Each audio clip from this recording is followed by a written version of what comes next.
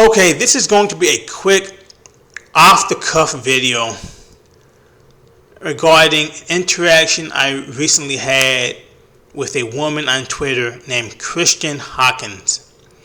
For those of you who don't know who she is, and you probably don't, Kristan Hawkins is a conservative talk show host who is currently the president of Students for Life, and I guess the Students for Life Action Committee. She's the host of the Kristan Hawkins Show, and she's like one of these Republican types. Like I said, I used to have a lot of sympathy for Republicans, until I realized they are just as postmodern as the left. What I mean by that is they have the same distorted perception of what's true and what's false as leftists. Leftists believe men can be women, women can be men. Conservatives have just as much of a distorted perception of history and of society and of truth in general. And now the reason why I'm making this video is because it's in regards to a specific tweet she wrote. It was, "Did the whole world forget that Mike Tyson was convicted of rape?" In which I responded, "Donald Trump is a convicted felon."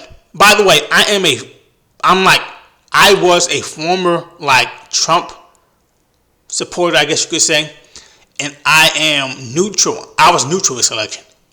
I didn't like Trump or Kamala. But I wrote, "Donald Trump is a convicted felon.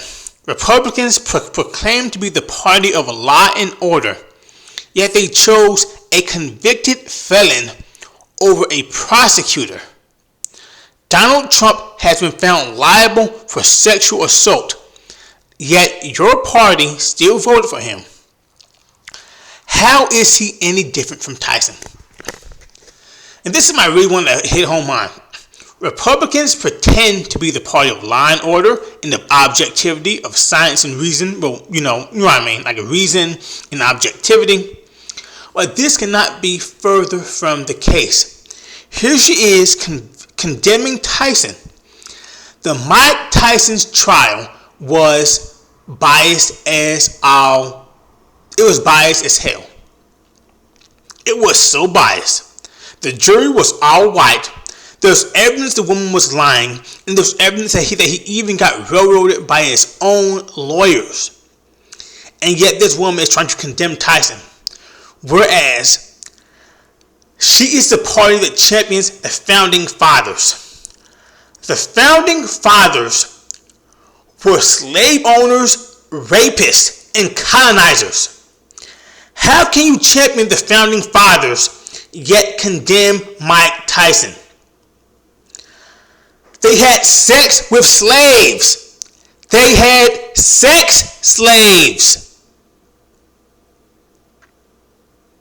The founding fathers had sex slaves. And there are pictures of them championing them, the founding fathers and all those people. I'm not even against American history. Slavery, it was just a product of history. It happened in history. It's just what happened. But I'm just curious. They're Christian conservatives. When does the Christianity start? The founding fathers had sex slaves. This reminds me of an argument I had with someone about a week ago, who's another Christian, and he tried to say that Christianity is good because it introduced monogamy to the Europeans. I said, you're wrong. Romans were monogamous and Jews were polygamous. Christianity is a perversion of both Judaism and Roman culture. Monogamy is Roman culture. Christianity has nothing to do with it. If anything, Christianity had more of an adversarial relationship with female sexuality than either Judaism or Roman culture. The Romans had open marriages. Jews practiced polygamy. Even today, Jews have a more favorable view of female sexuality than either Catholics or Protestants. Until perhaps very recently, and even today, even still, they probably still do. These people have such a warped perception of what's true and what's false. You can tell that it's so they always accuse their opponents of being ideological when they are just as ideological. How can this woman, these Christian conservatives, condemn Mike Tyson when he had such a biased case when the founding fathers had sex slaves?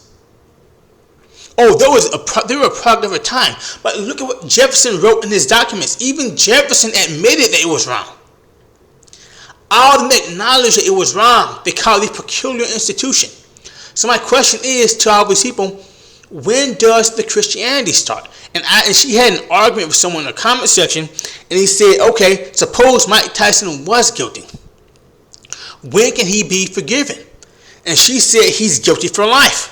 I mean, he should be basically persecuted and ostracized for life. I thought she was a Christian.